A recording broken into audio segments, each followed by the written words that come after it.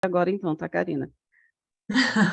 Combinado, pode começar. Então, vamos lá. Então, eu sou Jana, estou na Bahia, e aí eu vi um povo muito comprometido aí, né, com querendo falar, e com certeza tem registro de anotações aí, tem? Então, eu queria pedir para quem está me ouvindo, pegasse um papel e uma caneta, que eu vou contar o meu ponto de partida, pode ser? Então, vamos lá. Desenhe, por favor, um triângulo. Desenharam? Quando terminarem de desenhar o triângulo, por favor, numa das pontas coloque a palavra aluno ou estudante, como preferir, na outra, professor, e na outra coloque currículo. Esse é o segredo de um trabalho pedagógico, com certeza, que assume a avaliação, que assume a rotina e que assume a aprendizagem como compromisso ético, né?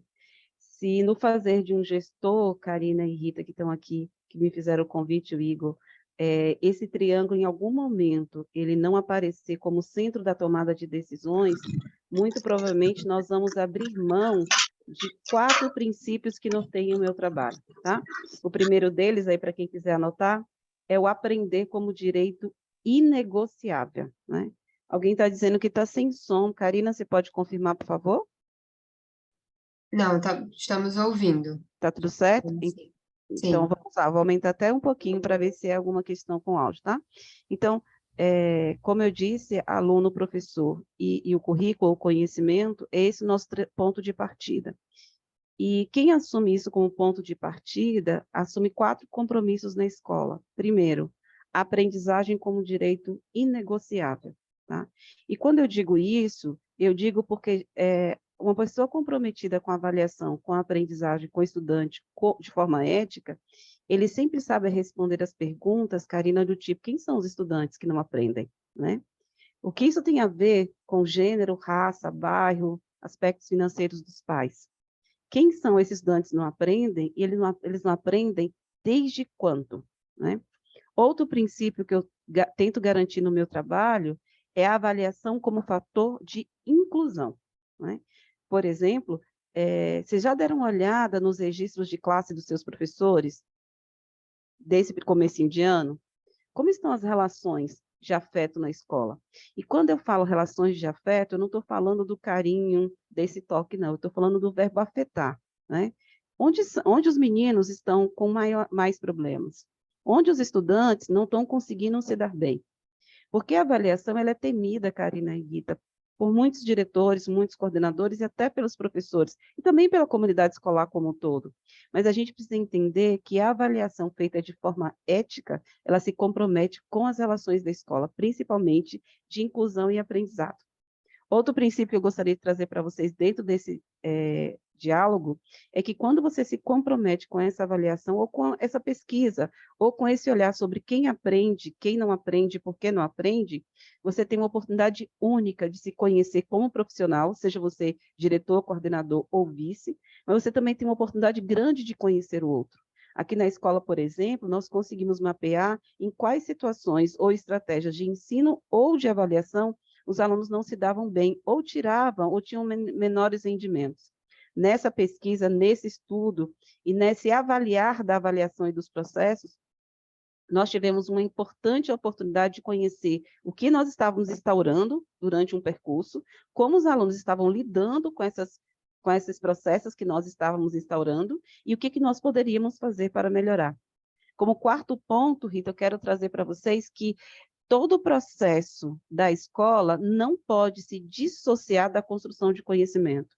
Então, a escola é lugar para diretor aprender, coordenador aprender, vice-diretor aprender, professor aprender, família aprender, estudantes aprenderem. Até porque nós precisamos responder o tempo todo uma pergunta de extrema importância. Como é que a gente quer que a nossa escola seja conhecida? Você quer que a sua escola seja conhecida como um espaço onde todos aprendem? Vocês querem que sua escola seja conhecida como um espaço onde as pessoas são incluídas? Você quer ser conhecido como uma escola onde ali se resolve os desafios no coletivo?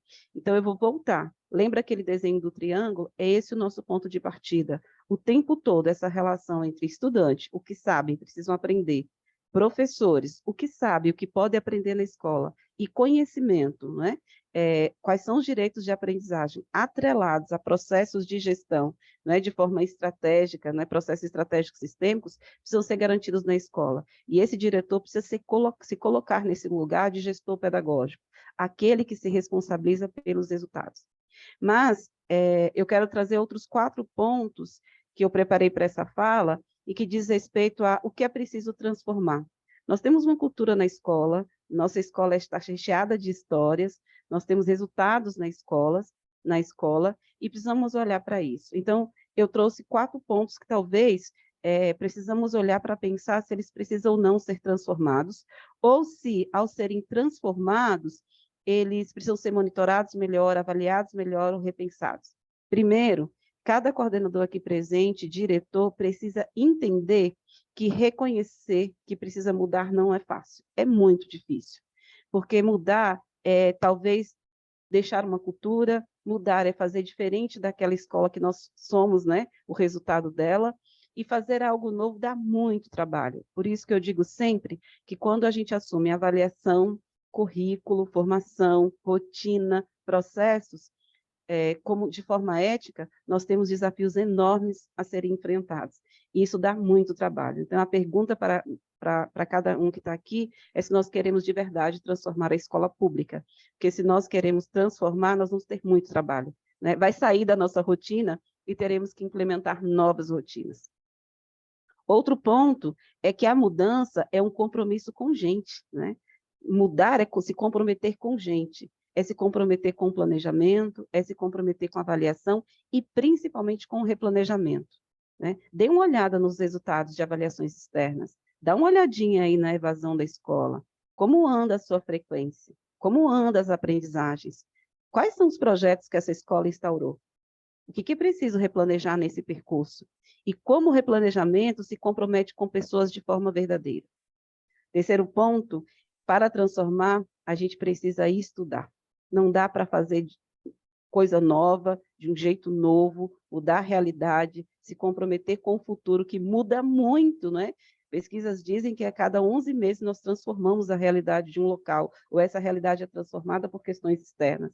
Então, estudar é urgente, porque a cada ano novos desafios se inauguram na escola e mazelas permanecem. Então, precisamos estudar sobre essas mazelas, mas também precisamos estudar sobre os novos. E estudamos porque somos comprometidos, e esse comprometido precisa ser genuíno, porque precisa estar atrelado a um propósito, né? E como bem falou uma das ouvintes aqui, esse compromisso não é com nada mais, nada menos do que com os estudantes e suas aprendizagens. Então, para transformar, nós precisamos estudar, né? E aí, quando a gente fala em estudar, a pergunta que vem para os diretores é como eles garantem espaços de estudo, como eles legitimam as pautas planejadas pelos coordenadores e como essas pautas elas respondem às aprendizagens dos estudantes e dos professores. Muitas vezes organizamos espaços formativos, organizamos até boas pautas, mas elas muitas vezes estão recheadas de estratégias, né, que parecem coisas apenas interessantes. Ah, vou levar esse texto porque é interessante, vou levar essa pauta porque é interessante, vou levar essa dinâmica porque eu achei ótima, vou levar essa estratégia porque achei na internet e achei bacana, ou vou fazer isso porque eu nunca fiz. Não é esse o papel dos espaços formativos da escola. Os espaços formativos na escola estão para a gente estudar, adquirir saberes para resolver problemas antigos e problemas novos. As demandas de uma pauta, elas precisam estar atreladas à sala de aula, elas precisam resolver desafios de coordenador, de professor, resolver desafios de uma gestão. Nós estamos ali para aprender e transformar o futuro de pessoas. Então, nós não estamos ali para fazer não necessariamente algo legal, se pudesse legal, ótimo, mas precisa resolver problemas, né? Só para indicar para vocês, eu tenho um filme que chama Prova Escrita, né? Depois de, em 2003, ganhar um prêmio como gestora nota 10, depois ganhei o Prêmio Espírito Público, consegui compartilhar minha história de vida e meu trabalho em mais de 20 estados e centenas de cidades, tudo isso se transformou num filme. Mas esse filme conta a minha rotina de sala de aula. Minha rotina de sala de aula, de escola, está o tempo todo atrelado aos desafios que a escola está vivendo. Então, desafio, gente, não é problema. desafio é ponto de partida para transformar a educação pública, porque para transformar a educação pública, a gente não pode se desgrudar daquele triângulo, né? Quais são os desafios vividos pelos professores, quais são os desafios vividos pelos estudantes e quais são os desafios vividos para não negociarmos o currículo. A grande questão da escola é que o direito de aprender vem sendo negociado. Né? Deixamos de ensinar porque o aluno sabe pouco, porque não aprendeu na escola anterior, deixamos de ensinar porque os estudantes não estão interessados.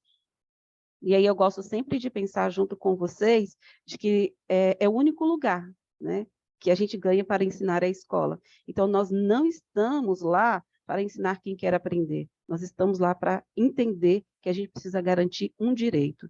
Então, como último ponto de partida, que a gente possa seguir compartilhando. Hoje eu estou aqui porque para transformar a escola onde eu trabalho, eu preciso ouvir vocês, para ajudar a transformar outras escolas, porque a gente não quer fazer só num cantinho, a gente precisa compartilhar saberes e descobertas. E para compartilhar saberes e descobertas, precisamos tirar os desafios da escola e transformá-los em excelentes pontos de partida para estudar. A escola que não garante espaço de estudo, a escola que não garante currículo, a escola que não garante uma melhoria contínua de processos, ela com certeza aborta o direito de aprender. E eu acho que é esse o compromisso que a gente não quer assumir. Nosso compromisso é vamos ajudar todos e todas a aprenderem, porque aprender é direito. Muito obrigada.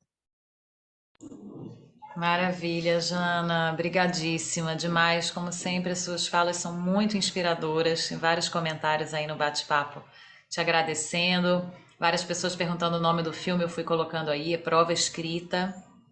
Vale a pena, recomendo muito ver esse filme, também muito inspirador. E acho que a fala da Jana é muito estruturada, né, e muito coerente. Então, é isso, Jana, o que você pauta aí de ética, né, desse compromisso ético mesmo que a gente tem como gestores para promover o aprendizado de todos, né, um direito inegociável. Acho que essa fala pode ficar ecoando aí. E aí eu já te agradeço mais uma vez por ter aceitado estar aqui com a gente, Jana. Mas vou passar a fala para a Ana Caroline falar um pouquinho desse papel de quem está no lugar da gestão, né? Porque quem está no lugar da coordenação pedagógica já tem mais claro esse foco, né?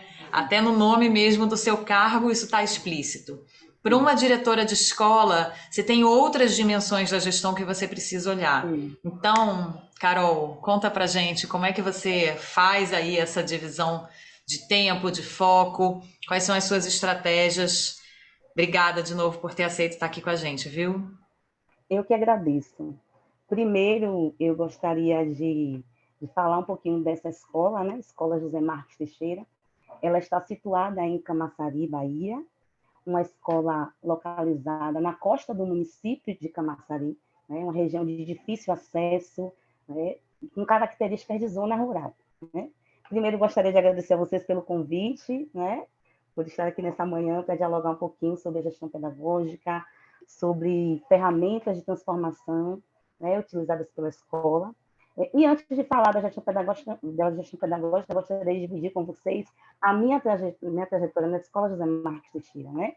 É uma escola que tem 20 anos, e desses 20, eu trabalho aqui há 18 anos na escola. Então, eu cheguei aqui em 2006 como professora, em 2009 fui convidada para ser a coordenadora pedagógica, em 2013 vice-gestora e coordenadora, e agora, desde 2018, gestora da unidade. Então, assim, eu compartilho a minha trajetória para dizer que participei da construção da identidade pedagógica dessa escola, né? Uma escola com 16 turmas, 392 estudantes, que atende a educação infantil, o ensino fundamental 1, e tem como lema a frase Escola José Marques Teixeira, lugar de sonhar e ser feliz, né? E para sonhar e ser feliz numa escola localizada, como eu disse, numa região de difícil acesso, periférica, e com uma realidade parecida com muitas encontradas no nosso país, é preciso utilizar estratégias que permitam que a escola caminhe, né? Então, enquanto gestora, participando desta equipe, da equipe gestora da escola, nós compreendemos que o lugar mais seguro para as crianças é a escola, e que a escola é o lugar de transformação, né?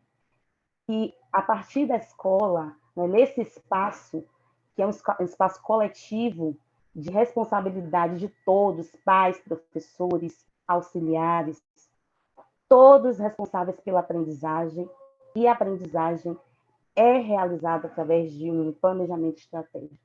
Então, enquanto gestora, é preciso garantir esse espaço de formação dos professores, dos não docentes, né? E falar sobre gestão pedagógica é falar sobre a alma da escola, sobre a dimensão que possibilita criar mecanismos para desenvolver uma cultura de ensino e aprendizagem eficiente, né? E para isso acontecer é necessária a participação de todos, como eu vinha dizendo, né? Nós, gestores e gestoras, temos um papel fundamental na coordenação de ações que garantam o direito à educação de qualidade, né? Ajudamos a criar um ambiente propício para o desenvolvimento das práticas pedagógicas, definindo metas e gerindo os recursos financeiros, organizando as rotinas escolares, né, da escola, acompanhando todas essas ações, todas em prol da comunidade e com a comunidade, né? Pensando desta forma, a nossa escola segue um conjunto de parâmetros que nos permitem caminhar, né? Conhecemos a realidade social e pedagógica dos nossos estudantes, conhecemos os fatores que afetam a aprendizagem, né? Dialogamos frequentemente nas formações internas voltadas para docentes e não docentes. Eu friso muito essa participação dos não docentes. É muito importante que acolhemos todas as falas, que o porteiro da escola que recebe essa criança, ele participe das tomadas de decisões, que a nossa merendeira que prepara um lanche delicioso e cuida da segurança alimentar das nossas crianças, assim, conheçam também todo o processo, né, que vai fortalecer a aprendizagem. Então, é importante esse diálogo, nós primamos por ele, né, e a gente entende que a aprendizagem só acontece com a participação desses agentes, né? Então, na escola, esse espaço de formação é para entender os percursos das crianças, sua história de vida, chegando perto das famílias, né? A equipe, na sua maioria, elas residem na comunidade, né? Então, são pais, tios desses meninos, mães, né? Conhecem a comunidade, suas dificuldades, a sua realidade social. Então, nesse espaço de formação, é possível criar estratégias para que a gente possa alcançar essa aprendizagem, né? É um espaço de reflexão de como podemos afetar positivamente a vida dessas crianças, desses estudantes, né? Então, é possível elaborar projetos, analisar os dados, né, das avaliações internas e externas, criar metas, estabelecer estratégias para atingir o nosso objetivo, né? Destaco também como ponto forte na nossa escola, né, a parceria com a família, né? Os pais, eles validam a escola, né, participam das tomadas de decisões, acompanham a vida escolar dos seus filhos, né? E esse percurso não foi fácil, né?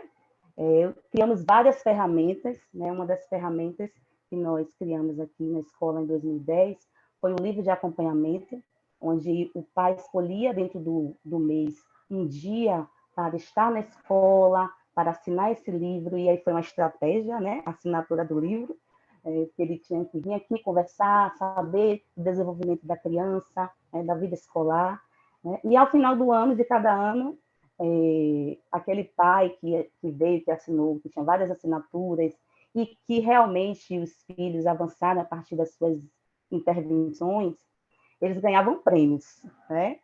E ganham prêmios. Então, com essa ação, os pais se aproximaram da escola, se sentem parte do processo, né? Começaram a ajudar no transporte escolar, nos mutirões de limpeza, na organização de eventos, né? Perceberam o avanço das crianças, né? Então, os pais se sentem à vontade de chegar na escola, de dialogar sobre seus problemas, suas dificuldades, né? Porque alguns possuem poucas instruções, né? Ou trabalham e não conseguem criar estratégias para acompanhar a vida dos seus filhos, né? E a partir dessas formações, fomos criando estratégias, ouvindo né, garantindo esse espaço dos pais a partir das reuniões, que as reuniões aqui são lotadas, né, por conta dessa aproximação, né, então os pais entendem o processo pedagógico existente na escola, compreendem os dados, né, os resultados, validam os projetos, né, e é na gestão pedagógica, né, que utilizamos várias ferramentas, né, e dispositivos para a aprendizagem. Então, eu trouxe um pouquinho dessas ferramentas que nós utilizamos, né, e uma que a gente considera uma ferramenta muito importante é o plano de ação da escola, né? O plano de ação, ele é elaborado no final de cada ano letivo, a partir do conselho de classe, né, onde analisamos o que deu certo nas nossas práticas, quais são os nossos desafios, né, e aprimoramos durante o ano, na jornada pedagógica também, como desenvolver essas estratégias, né? Então, no lugar de gestão, a gestão está aqui para fortalecer a coordenação pedagógica, fortalecer esses professores com suas práticas, né? E traçando esse plano, ajudando a traçar o plano com metas, né? Organizando as agendas de acompanhamento das rotinas de sala de aula, né? Junto com a coordenação pedagógica, né? Realizando as caminhadas pedagógicas, muito importante, né? Eu digo que o gestor é como você falou, da pista de dança, né? Ele está ali transitando, ele é um bailarino, né? Dentro da escola. Ele não está no lugar de pedestal, ele não é uma pessoa que está em destaque, ele faz parte dessa equipe, né? Ele precisa garantir esse movimento de aprendizagem, né? Então, é importante participar dos processos que acontecem dentro de sala de aula, escutar esses professores, né? Realizar reuniões pedagógicas dentro da escola com a sua equipe para alinhamento, né? Analisar os dados junto com toda a equipe, né? Os dados das avaliações internas e externas, né? Assegurar a formação continuada, né? A formação continuada de rede, né? Que acontece em Camaçari e em todos os outros municípios, internas, né? Com essa comunidade, né? Garantir o planejamento dos professores, né? Um espaço de análise de resultados. E esses plantões que acontecem com os pais, né? Esses plantões pedagógicos, as reuniões de devolutivas de resultados para a comunidade, expor esses resultados na escola, né? Nos corredores, nas salas de aulas, colocar os gráficos, né? Ajudar a colocar esses gráficos nas salas de aulas para que os meninos conheçam esses resultados, né? Então, é possível, dentro dessas reuniões, além de trabalhar e abraçar os pais, trazer os parceiros, né? Parceiros como o Conselho Tutelar, o PSF, toda a comunidade voltada para a aprendizagem, para abraçar esses meninos, né? Para organizar direitinho o conjunto, né? De ensino e aprendizagem que acontece aqui. Eu gostaria de rapidamente falar um pouquinho sobre os projetos, né, que acontecem aqui na escola e que eu acredito, né, que são práticas exitosas e que aconteceram aqui na comunidade de Camaçari e que dão muito certo, né? Primeiro, falar sobre o projeto Escola de Verão, que é um projeto que aconteceu em 2022 e 2023, que a Secretaria de Educação de Camaçari realizou, né, no mês de janeiro, né, nas férias, a partir da análise dos resultados do ano letivo, né, dos meninos do terceiro e quarto ano, que precisavam aprimorar as habilidades de leitura e escrita, né? Foi um projeto de recomposição da aprendizagem, um projeto de garantia mesmo de direitos de aprendizagem dos meninos, né? E a partir desse projeto, cada escola deu sequência, criando seus projetos, seus PAPs, né? E, além disso, nesse projeto Escola de Verão, com as oficinas de gamificação, de língua inglesa, educação física, os meninos tiveram contato com esses componentes curriculares, né? Na nossa escola não tinha inglês, hein? Eu também não estudei inglês na minha época, né? Então, na minha escola não tinha inglês, os meninos, eles amaram participar, né, das aulas de inglês, e a expertise do município em colocar esses componentes curriculares, língua inglesa e educação física, na grade curricular, né, no currículo da escola. Então, como é importante experimentar e fazer um recorte, né, no início do ano, desses meninos que precisam potencializar a leitura e a escrita, trazer esse diferencial e colocar, né, durante todo o percurso do ano letivo. Então, a equipe gestora está aqui para isso, para assegurar que aconteça, né, todo esse processo.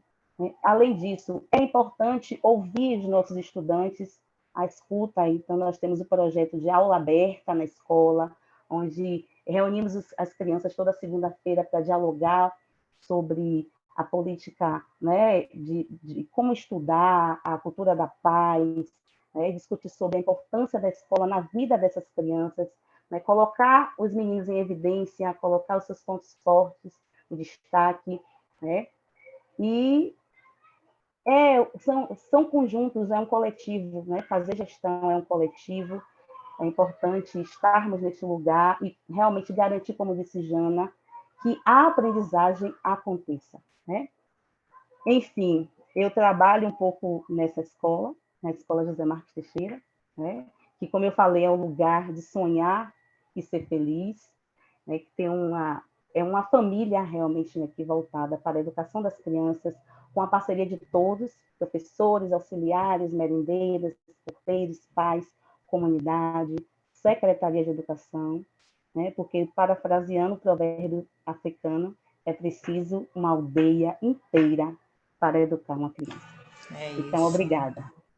Maravilhosa, essa frase fecha lindamente. Carol, tua fala, anotei um monte de coisa aqui. Muito obrigada, você trouxe muitas estratégias muito concretas, né? Muito bacanas, muito inspiradoras. Tenho certeza que vários de vocês se identificaram já, né? Perceberam semelhanças com o que vocês fazem, mas com certeza saem também com inspirações para aprimorar ou incorporar novas ideias aí. Gente, olha, a gente tem aqui mais 40 minutos para a gente encerrar, né? A gente vai até meio-dia. A nossa sessão estava marcada de 9 a meio-dia. A gente queria garantir um tempinho agora, em grupos menores, para vocês poderem conversar um pouquinho sobre isso tudo que vocês ouviram e colocar no Slido, aquela ferramenta que a gente usa para trazer as perguntas para as convidadas, algumas perguntas, lembrando que lá no Slido vocês podem curtir algumas perguntas que vocês gostarem, né? E aí elas vão ficando para cima. Então, Karina, você põe aqui, por favor, no bate-papo o link do Slido.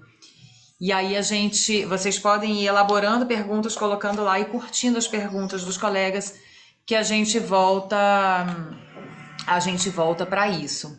Agora, eu tô vendo realmente muita gente sem câmera. Karina tá me dizendo aqui que tá preocupada com isso, que a gente vai pro grupo e pode não conseguir ter uma boa interação por lá, né? A gente tem recebido, inclusive, algumas reclamações de vocês em momentos assim de grupos em que muita gente não consegue participar, cai. Então, eu queria saber se vocês puderem botar aqui no bate-papo, se vocês acham que dá pra gente fazer isso aqui na plenária mesmo. Vocês vão colocando as perguntas no Slido individualmente e curtindo as dos colegas, e a gente faz essa interação um pouco por aqui antes de encerrar. O que vocês acham? E aí quero ouvir vocês mesmo, porque a gente já vem... E aí, Jana, a Carol acompanha a gente aqui, né, porque é participante também. Mas Jana, que é convidada de fora, a gente tem enfrentado, Jana, esse desafio aqui em vários momentos formativos nossos. A gente sempre tenta fazer a divisão em grupos menores, porque somos muitos, né? E é difícil na plenária a gente interagir todo mundo. Mas no grupo pequeno exige mesmo um nível de autonomia, né, de corresponsabilização, né, de iniciativa, porque a gente não consegue acompanhar todos os grupos. E é difícil, a gente sabe que tem questões de conexão, na hora de ir para o grupo cai, ou não pode abrir a câmera, às vezes está com outras demandas, então o grupo acaba não sendo tão produtivo quanto a gente gostaria. Então, olha, estou vendo vários comentários aqui dizendo plenária.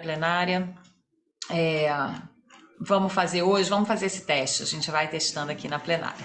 Então, ó, Lira Augusta já levantou a mão, lá de Sobral. a gente pode ouvir a Lira e vou pedir para a Karina ficar colocando aqui no bate-papo o link dos Lido para vocês poderem ficar muito à vontade de ir colocando lá, porque, claro, plenária tem esse grande desafio, né? A gente só consegue ouvir poucas vozes. No Lido, a gente consegue colocar individualmente as nossas perguntas, tá bom?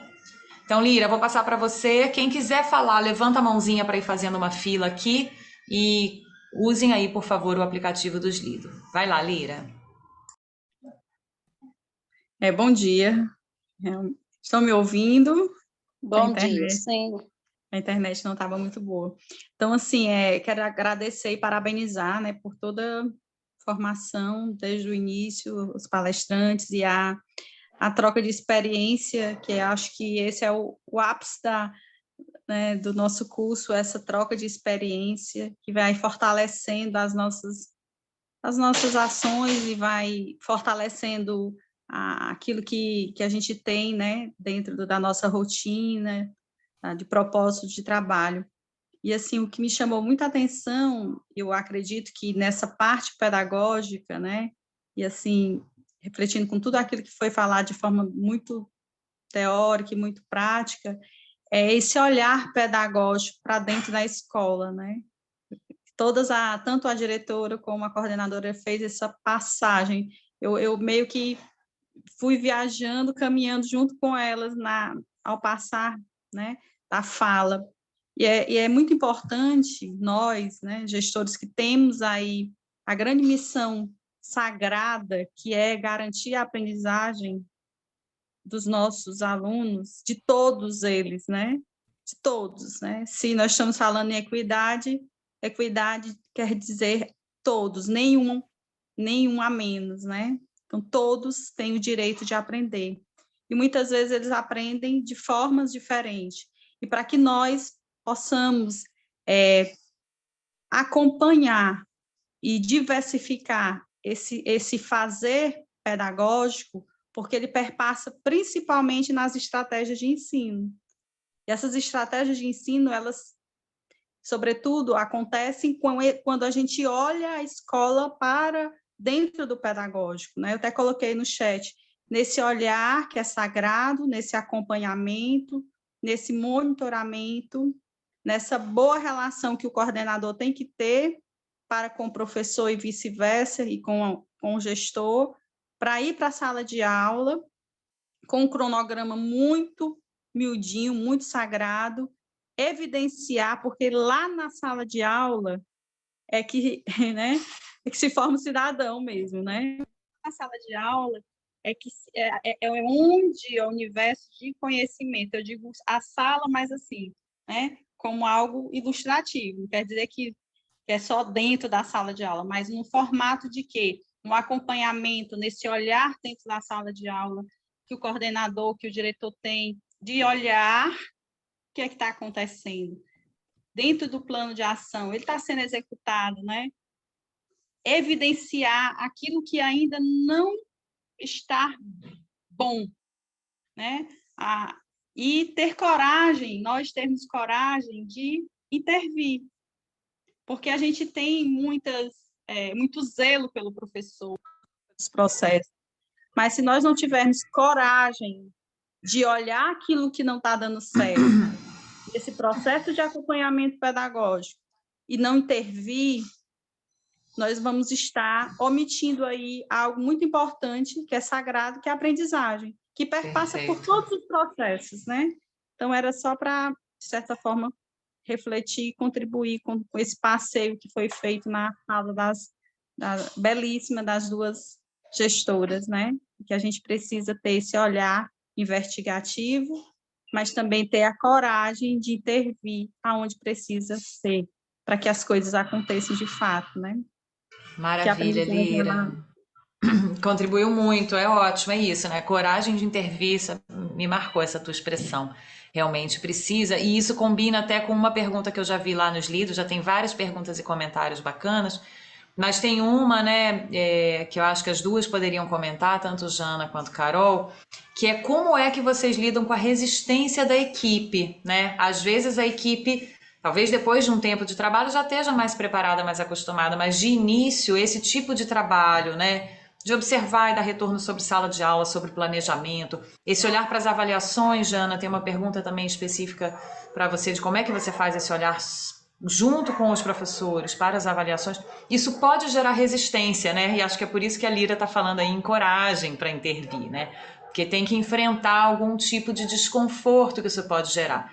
Então, eu queria lançar essa pergunta para vocês duas, Jana e Carol, responderem. Marina, você quer acrescentar uma pergunta também? Eu vou pedir só que as falas sejam um pouco mais breves para a gente poder ouvir nossas convidadas na volta, tá bom? Primeiro, desculpa pela câmera, né? É Tem porque a problema. internet não está muito boa. Se eu ligar a câmera, eu fico meio caindo a internet. Eu não acredito assim num processo que ele não seja acompanhado, que ele não seja replanejado, né? Porque a gente tem que refazer algumas trilhas, né? Quando a gente vê que a coisa não está dando certo, que não está fluindo, a gente precisa. Mas antes do replanejamento, a gente precisa atentar para a questão de trabalhar com análise e diagnóstico das situações, observar esse processo, registrar, e aí conferir a todos, né, o direito e o dever de participar desse replanejamento. Porque eu acho que uma das formas de você quebrar essa resistência é quando você coloca todo mundo na coautoria de um plano de ação. Se você faz isso e você responsabiliza as pessoas, né? Você, falando, você tem a responsabilidade de dar conta disso nesse tempo, dentro do cronograma. Desculpa, então, se você trabalha de forma organizada, planejada e atribuindo, né, delegando ações e determinadas estratégias e dando nome aos bois, e aquela pessoa ter a data de entrega dessa responsabilidade, e ela planejou junto a resistência, e de uma forma bem democrática, respeitando, tendo um ambiente seguro, onde todos possam se expressar, onde todos possam dar sua participação sem ser, assim, hostilizado, porque tem, assim, ambiente de trabalho que tem pessoas que não podem abrir a boca, e geralmente são aquelas pessoas que têm as saídas mais sábias, mas que por não falar de forma tão rebuscada, tão bonita, às vezes não é aceito. Então, é prestar atenção nessas competências, é valorizar essas competências, porque a prata da casa vale muito. Ninguém conhece mais a casa do que o dono. E os professores, eles são donos. Mas para isso você precisa dar condições também. Porque eu acredito que uma escola precisa dar condições e precisa ser um ambiente, esse ambiente que Janaína falou, esse ambiente de aprendizado, esse ambiente de estudo. Então, o coordenador que acompanha esse professor, ele precisa ser um formador em potencial, reconhecer as fragilidades do seu professor, porque é muito fácil você atribuir a culpa do fracasso escolar somente ao aluno, somente à evasão, mas existem as falhas pedagógicas e elas precisam ser corrigidas dentro do seu tempo e a tempo, e de forma assim, cirúrgica. Obrigada, Marina. Né? Ótimo, muito pertinente. Acho que você está indo em pontos fundamentais, já respondendo um pouco aí das perguntas que seus colegas e seus colegas colocaram lá. Te agradeço, a tua participação foi muito rica também. E acho, não sei se estão todos conseguindo olhar lá nos Lido, recomendo que vocês passem por lá, tem muita coisa bacana. Rita, Jana e posso comentar? Carol, vou passar para Posso? vocês dois comentarem, já irem caminhando aí para o Bom, final. Vou deixar a Karina aqui facilitando esse momento, vou ter que fechar a câmera um minutinho também. Rita, Jana, você posso começar? começa? Vai. Começo. Então, eu queria muito voltar na fala que eu achei muito potente da participante, que diz que a gente tem que ter foco nas estratégias, tá? E para ter foco nas estratégias é preciso ter coragem, né? Eu tive um momento da minha vida com o professor José Pacheco e ele me disse que, além de coragem, é preciso ter verdade, né? José Pacheco diz que a palavra que ele menos encontra na escola é verdade. Verdade na fala, verdade na escuta, verdade nas intenções, verdade nas escolhas, verdade nas estratégias, verdade nos encaminhamentos, verdade ao avaliar, verdade ao replanejar. Então, eu vou acrescentar a palavra coragem à palavra verdade, né? Eu preciso ter verdade, verdade genuína e ter educação como rumo. Mas eu queria comentar essa verdade e essa coragem nas estratégias, de novo, a partir do triângulo didático, estudante, professor e currículo, tá? Então, é preciso entender quais são as estratégias que não dão certo, gente. Aqui na escola, por exemplo, eu percebo que o seminário é um negócio que não dá certo, que eles fazem slide nos celulares, isso é muito complexo, né? Que a maioria deles trabalha, não tem tempo de fazer. Então, como organizar a estratégia do seminário como uma estratégia que pode ser realizada dentro da escola e não barrar aprendizado. Mas aí eu queria trazer um trem para vocês que eu gosto muito, depois que eu aprendi de falar, a fofoca. Eu acho que a fofoca ela é um grande impulsionador e uma grande barreira das estratégias, né? E a fofoca, porque eu aprendi lá naquele livro Homem Sapiens, que a humanidade só existe por conta da fofoca. O diretor precisa cuidar da fofoca. A fofoca ela pode ser positiva e a fofoca ela pode ser negativa, né? Então, o diretor precisa cuidar do que ele comunica. Por exemplo, ele precisa comunicar o que eles estão buscando, né? O que o diretor está buscando e por que o coordenador está trabalhando naquela busca, né? Porque se ele não comunicar o que ele está buscando e não fizer disso uma boa fofoca, uma fofoca positiva, o coordenador vai trabalhar sozinho, né? Outra fofoca que o diretor precisa contar para todo mundo, onde se quer chegar, como essa escola quer ser conhecida, quais resultados ela está comprando como ponto de partida e de chegada, qual é o produto de tudo aquilo. Outra fofoca importante é o que já foi feito. Legitime seu coordenador, diz que conhece as pautas dele, chegue no momento de planejamento, diga que aquela estratégia, antes de ir para os professores, foi conhecida pelo diretor, conte como esse coordenador tem estudado, conte como esse coordenador tem se empenhado, né? Conte como ele tem feito para poder aprender. Vocês já contaram isso para o grupo de professores de vocês? Né? E, além de tudo, é preciso dizer para os professores o que será feito, o que será ajustado, o que será replanejado, que o coordenador está em estreita parceria contigo, diretor. Então, eu vou dizer a vocês que coragem, verdade e fofoca pode mover estratégias para resultados que mais funcionam para a escola de vocês. Então, bora fofocar positivamente sobre os coordenadores. Eles precisam ter espaço legitimados dentro da escola. Fofoca positiva na veia e o menino aprendendo aí em cada escola desse país. Perfeito, Janaína. Obrigada. Ana, você quer comentar também? Eu só quero complementar a fala de Jana. Amei, Jana, o termo fofoca. Precisamos fofocar mesmo, né? Uma fofoca saudável, contar todo esse processo que o coordenador passa para construir esse passo a passo, né? O gestor precisa realmente validar o coordenador pedagógico é o seu parceiro, né? E aí a importância dessas reuniões de gestão para alinhar, né? Primeiro com o coordenador e participar realmente dessas formações. Não é só deixar a cargo do coordenador, ele precisa estar presente nesses momentos de formação. E essa formação, né? Essas estratégias, elas são construídas coletivamente. Então, quando há comunicação clara e a participação de todos, não existe resistência, né? Porque você está ali contribuindo, você está ali colocando suas ideias, ouvindo o contraponto dos outros professores, do coordenador, da equipe gestora, recebendo essa proposta também, que muitas vezes chega da Secretaria de Educação, e tudo é alinhado, todo no coletivo, no diálogo, e a comunicação precisa ser muito clara, né? Então, eu acredito que essa fofoca gostosa, essa comunicação clara deve existir sempre. E a validação dessa pessoa, desse gestor, que é o coordenador, no processo de ensino-aprendizagem. Obrigada, Ana. Vocês trouxeram uma ferramenta já nessa coisa da comunicação clara. Acho que já é uma estratégia, uma ferramenta, assim, de gestão. E aqui, nas perguntas dos Lido, eu vou trazer uma pergunta dos Lido aqui, aí depois eu chamo Marina e Paulo para falarem que eles levantaram a mão, mas também para a gente aproveitar aqui as perguntas que foram trazidas aqui nos Lido. E uma delas tem a ver com essa questão dos instrumentos, né?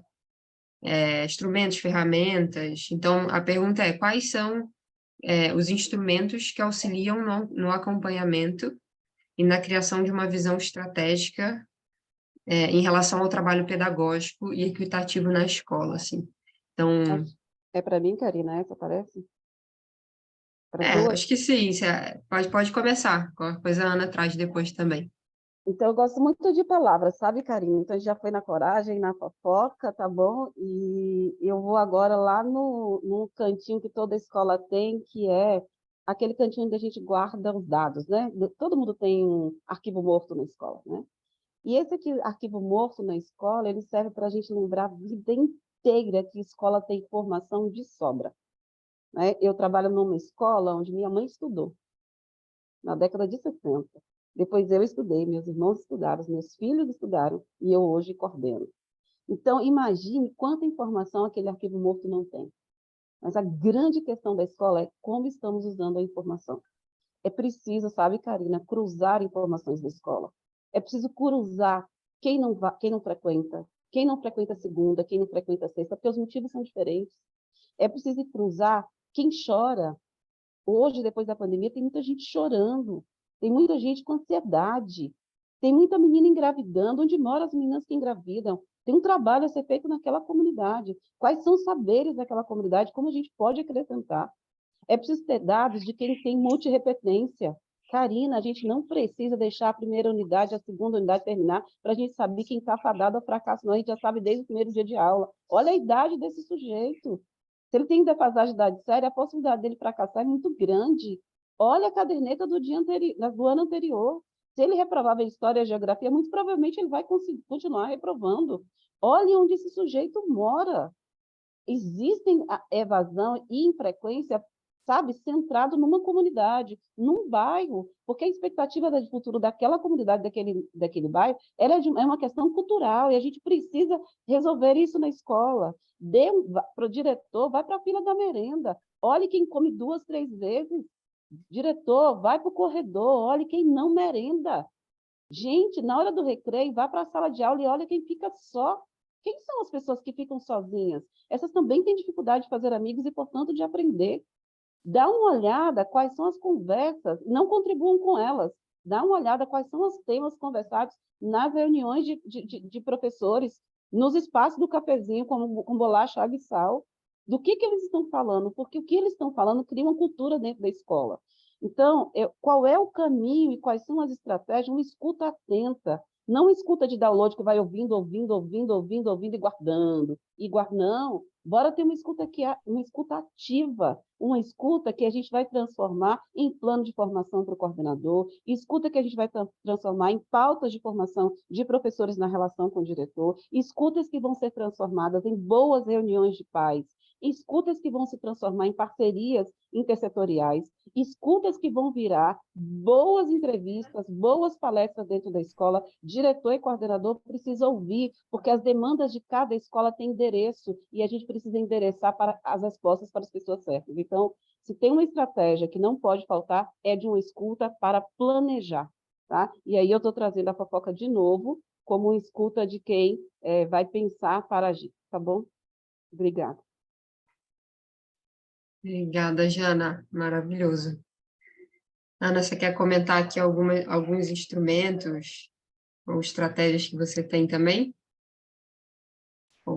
A falar de Jana me contempla, né?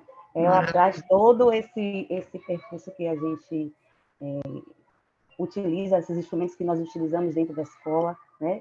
Para garantir a aprendizagem e ensino. E eu falo muito também na questão da busca ativa. Não podemos esquecer, né, de ir atrás desse estudante, né? Além dessa escuta ativa e sensível que Jana traz na fala dela, né, é importante a gente ouvir essa criança, mas também ir atrás dessa criança, né? Porque às vezes a criança não vem para a escola porque está faltando alimentação, né? Porque o pai ou a mãe está faltando um gás na sua casa, então é preciso a gente entender todo o percurso da criança e garantir a sua permanência, né, dentro da escola, dentro da unidade escolar. Legal, obrigada. Karina, deixa eu só colocar uma questão. Claro, pode falar. Tem uma coisa assim, eu estou na educação desde 99. E não tem nada que tenha me tocado mais do que uma fala de uma organizadora de processos formativos em Singapura. Eu fui para Singapura conhecer a melhor escola do mundo, a melhor educação do mundo. Lá tem um centro de formação. E lá naquele lugar onde as pessoas parecem tão distantes uma das outras, onde parece que tudo dá muito certo na escola, ela me disse algo que me marcou. Ela disse assim: todos vão para a escola aprender. Todos vão. Ou para aprender com um amigo, ou para aprender com o professor, ou para aprender com o diretor, ou para aprender no caminho, ou para aprender no jogo de futebol, ou aprender a jogar bola. Eu não estou falando só de aprendizagens previstas no currículo. As pessoas vão para a escola porque elas vão aprender. Tanto, Karina, você pode ver uma coisa importantíssima. Os meninos repetentes, eles voltam para a escola e para a mesma escola. Eles nem mudam de escola, já viram isso? Então, eu fico intrigada. Por que eles repetem 1, 2, 3, 4 anos e eles voltam para a escola? Porque eles querem aprender. Alguma coisa eles acham que aprendem na escola. Mas ela me disse uma coisa que me marcou. Todos vão para aprender, mas alguns para aprender precisam se sentir amados. Precisam se sentir vistos, precisam se sentir percebidos, precisam sentir que aquela escola foi feita para eles. Né? Dá uma olhada aí. Tem professor, gente, que usa o filme, vamos lá, prova escrita que é o meu, usa no primeiro ano, no segundo, no terceiro, não muda a estratégia. Aí o aluno perdeu no primeiro, no segundo, no terceiro, ele não quer mais estudar com aquele professor, porque aquele professor não muda, ele faz a mesma coisa sempre. Então, assim, quando a Pro trouxe das estratégias, trouxe como espaço importante de busca para compreender como a escola está funcionando. Então, todos vão para a escola para aprender, mas alguns precisam ser amados. E estou falando de amado, não é de amar, não, tá? Eu estou falando de afetar, de construir espaço para que esse sujeito que aprende de uma forma diferente tenha condição de aprender. Lá na sala onde eu trabalho, Karina, é uma chaleirinha de chá. Sabe essa chaleirinha elétrica? Eu tenho uma, coloco o chá. Quando o menino chega, antes de qualquer coisa, eu ofereço um chá. Ele diz, eu odeio chá. Eu disse, não importa. A gente vai fazer um chá. Se você não tomar, eu tomo, mas a gente vai sentir o cheiro e o ritual do chá. Porque o ritual do chá é um ritual para se aquietar, entende? Para sentir que eu quero prestar atenção nele, para sentir que ele é bem-vindo, para sentir que eu vou parar tudo para estar com ele. Isso não resolve problema, mas abre espaço para compreender. Então, a escola ela tem endereço certo, os problemas têm endereço certo, a gente só precisa fazer a listinha deles. Obrigada, Janaína.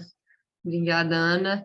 É interessante o que vocês trouxeram, né? Além da questão de dados, que é algo bem instrumental mesmo, as outras observações que vocês trouxeram são bem de competências humanas mesmo, né? Do escutar, do observar, dessa postura ativa de ir atrás, de querer, assim. Então, é legal a gente olhar para isso também, né? Assim, entender que isso é o principal, né? O cerne ali da questão. Eu vou convidar o Paulo para trazer sua pergunta, que ele está com a mão levantada ali, esperando, né? E trazer aqui um convite da gente tentar encerrar daqui a 4 minutinhos, né? No máximo ali 11h50, 11h51. Então, uma última pergunta para a gente fechar aqui e passar para os nossos momentos finais, tá bom? Olá, todos me ouvem? Ouvimos sim, Paulo. Bom, vamos lá. Eu fiz aqui algumas anotações e eu vou aqui colocar a título de consideração, né, o que as colegas citaram aqui: coragem, validar a ação do coordenador, a questão de formação, né? E eu tenho a colocar aqui, eu concordo com tudo isso, né? Mas eu coloco que pedagogicamente, a nível da escola e a nível de rede também, a gente tem que pensar, de repente, em algumas coisas que, por exemplo, eu penso muito na presença, mas, assim, antes de falar da presença, a questão da comunicação clara, então, que as pessoas saibam os seus papéis claramente, o que compete a elas, o que elas podem ser cobradas, mas eu não penso propriamente na questão da cobrança, de responsabilizar, de notificar o profissional, mas que a gente leve as pessoas a compreender o papel delas, descobrir o propósito delas, aonde elas podem tocar, o que elas podem transformar. E aí eu entro no ponto que eu falo aqui da presença do profissional, da presença, da minha presença integral, aonde eu estou, no contexto que eu estou, do que eu preciso fazer. Então, eu acho que isso é uma questão, para mim, muito, muito importante. principalmente na questão da gente ocupar espaços, né, na escola, sejam espaços físicos, sejam espaços, né, que a gente de uma maneira formal ou informal, né, seja nos momentos de reuniões pedagógicas, de conselho, de um momento de uma aula, promoção de uma aula diferenciada, de um evento na escola, de uma conversa entre os pares, entre os professores, entre o coordenador, né, trazendo também o diretor, que para mim é uma questão muito importante, que o diretor acompanhe, né, o trabalho pedagógico e toda essa construção.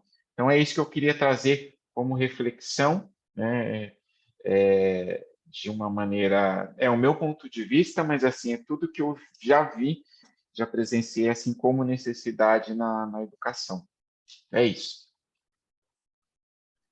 Obrigada, Paulo, pelas suas observações. Posso comentar, Karina?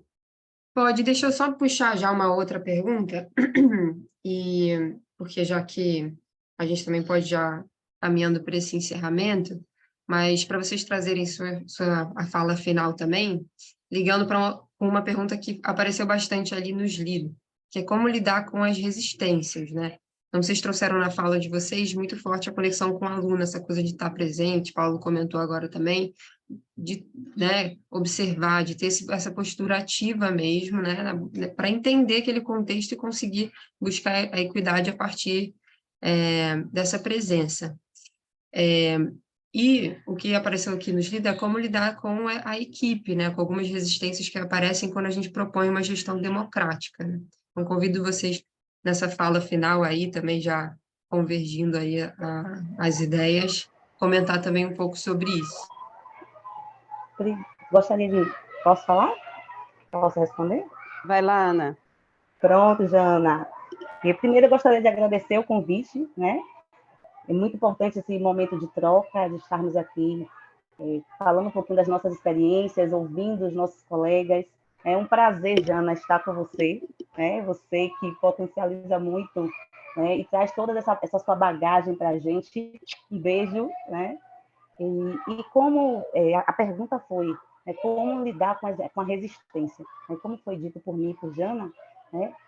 A importância da participação nos processos, né? É importante que todos estejam envolvidos para se sentir parte deste lugar, né? Quando você participa, você imprime suas impressões, você consegue colaborar com o caminhar da escola, né?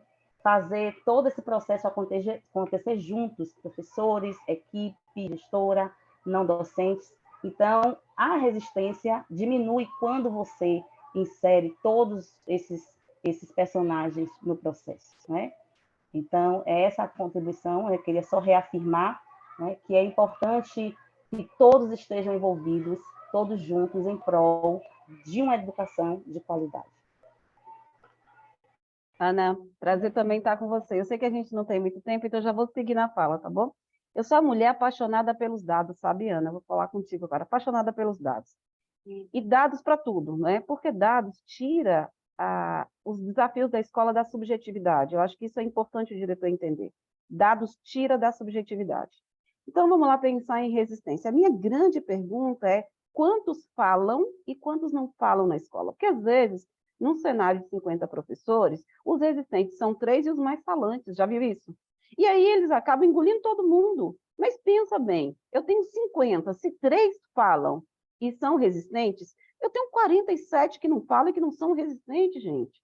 Então, eu acho que a gente precisa ter essa inteligência nas relações de entender que os resistentes não são a maioria. Se eles não são a maioria, eles não podem determinar o rumo de caminhos pensados, planejados e a partir de dados. Outra questão é quem são esses resistentes. Na verdade, muitas vezes esses resistentes são aqueles que já se acostumaram a falar sobre aquilo. Eles não são resistentes com a escola, às vezes eles são resistentes com a vida, né, Ana? Às vezes o perfil não está dentro da escola, o perfil está na família, está na comunidade. Eu não sei se vocês moram em cidade pequena, mas tem gente que é assim na internet, tem gente que é assim nos grupos da família, tem gente que é assim se você convidar para uma festa na sua casa, tem gente que é assim se você estiver tomando banho de rio, não é? Não tem a ver com a escola, então por que você vai pegar para a escola, né? Então, acho que a gente precisa ter muito cuidado com esse lugar que a gente chama de professor resistente. E na contrapartida, tem uma coisa que eu gosto muito de entender. Todo professor gosta de aprender. Se você tem um projeto, tem resultado, você apresenta os resultados. A fofoca boa de novo. Bota na fofoca dos resultados bons. Gente, a gente consegue convencer até o Papa, como diz por aqui. Entende? Então, tenham cuidado com essa resistência, tenham quantas pessoas são resistentes, quantos não são. Abram espaço, criem espaço para aquele sujeito que não fala se posicionar. Ele não gosta de falar, bota para escrever, cria um forms, abre uma nuvem. Embora entender qual é a dinâmica desse grupo. Outra coisa, embora estudar, né? Porque é importante a gente estudar sobre as dinâmicas de poder que existem na escola. Escola é lugar de poder, escola é lugar de briga, né? Porque também é lugar de aprendizado, então não dá para a gente ficar achando que escola tem que ser pacífica, não. Escola tem que ter briga mesmo, que é nessa briga saudável que a gente vai construindo esse futuro que a gente tanto quer.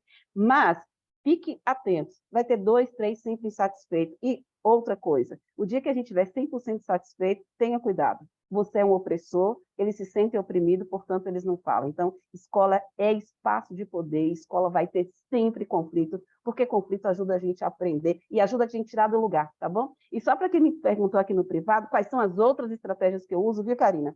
Eu já tive joguinhos na mesa colorido para montar, e eu dizia assim, ó, deixe aqui aquilo que te incomoda. Então, eles botavam lá, criavam com Lego, e deixavam para mim. Já tive também tapete e almofada. Então, eu tenho uma salinha minúscula, assim, porta, só tem a porta, nem janela tem. Mas aí eu botei uma almofada e dizia assim, quando não estiver bem, deita. Se deitou é porque não estava bem, e aí eu encostava. Eu já tive também, além do chá, um saco de boxe que eu levei do meu filho, pendurei na parede, contratei um pedreiro, foi lá, pendurou, e eu digo, se o dia não estiver bom, dê um murro aqui, entende? E aí, quando os meninos chegavam e davam um murro, eu já sabia que eu precisava encostar. Já tive uma parede, aquela de giz, a gente pinta com aquela tinta de giz, e eu disse, deixa aqui seu telefone, sua mensagem, deixa sua angústia, me deixa um bilhetinho, escreva como você está. E a partir dali eu encontrei um monte de alunos. E quando não tinha recurso, eu deixei um post-it na janela e disse, tire aqui, colhe aqui, me conte como você está. Então, existem inúmeras estratégias para a gente se aproximar. Os alunos precisam se sentir amados dentro da escola pública.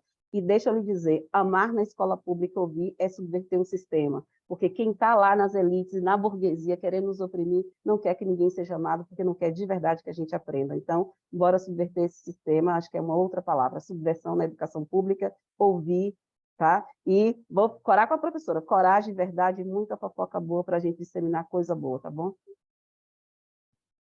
Obrigada, Janaína. Muito obrigada por estar aqui com a gente de novo. Suas falas são sempre super inspiradoras, super importantes, né? Provocadoras, provocam reflexões que são essenciais, né? Ana Caroline também, muito obrigada pela sua presença hoje.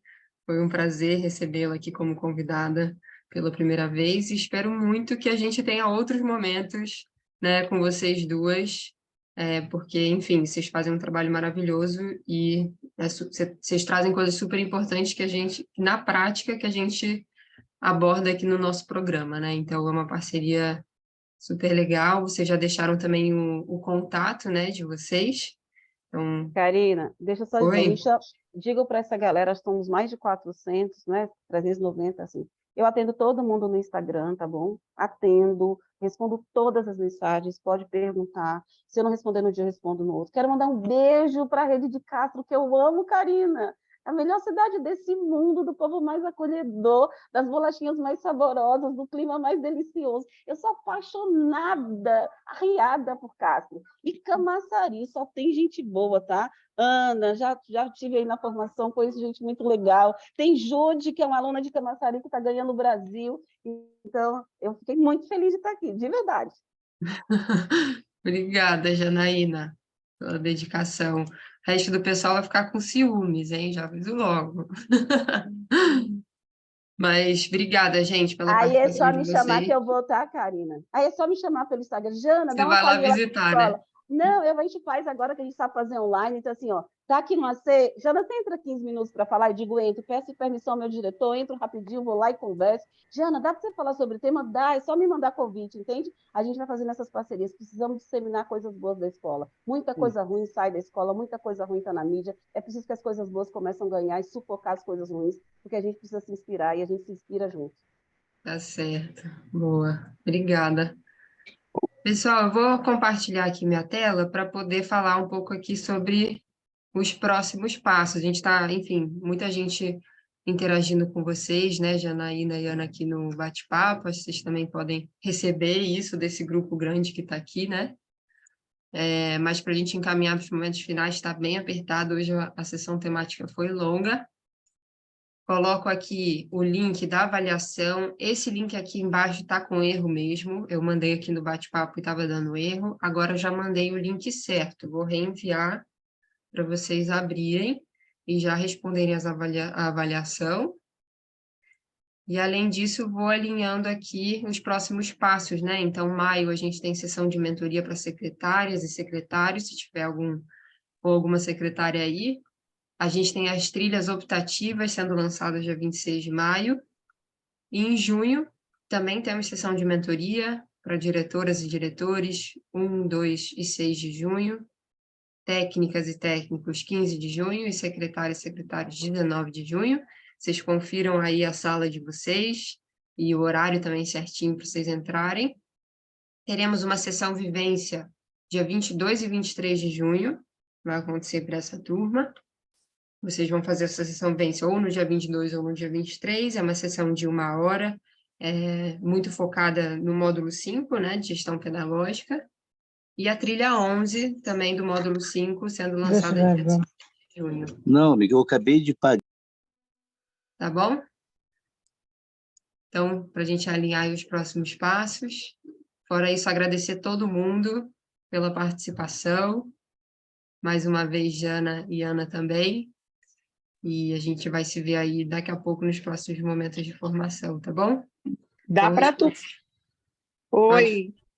Dá para Irina. você mandar o link pelo chat, porque eu estou pelo celular, não tem como eu pegar com o QR Code. Mandei de novo aqui no bate-papo. Tá, obrigada. Obrigada. Eu já tinha feito pelo aquele primeiro link que você mandou, Karina, no chat. Então, eu já fiz a avaliação. Posso, Ana Luísa. Tá ótimo, que bom. Desejo a todos um tchauzinho. E foi muito bom, apesar de eu ter participado pouco, porque eu estava na consulta e não foi possível estar todo momento, tá bom? Mas foi muito bom o momento que eu participei. Obrigada, Marta. Tchau, tchau. Ô, Karina, então eu assisti a aula de hoje, no horário da manhã. Não é necessário eu assistir no horário da tarde, não? Não, no horário da tarde vai ser a gente vai repetir, a gente vai passar a gravação, né, de agora, e aí é para quem não veio mesmo pela manhã. Tá certo, obrigada. Tá bom? Karina, eu não participei do primeiro momento. Eu posso entrar, tá?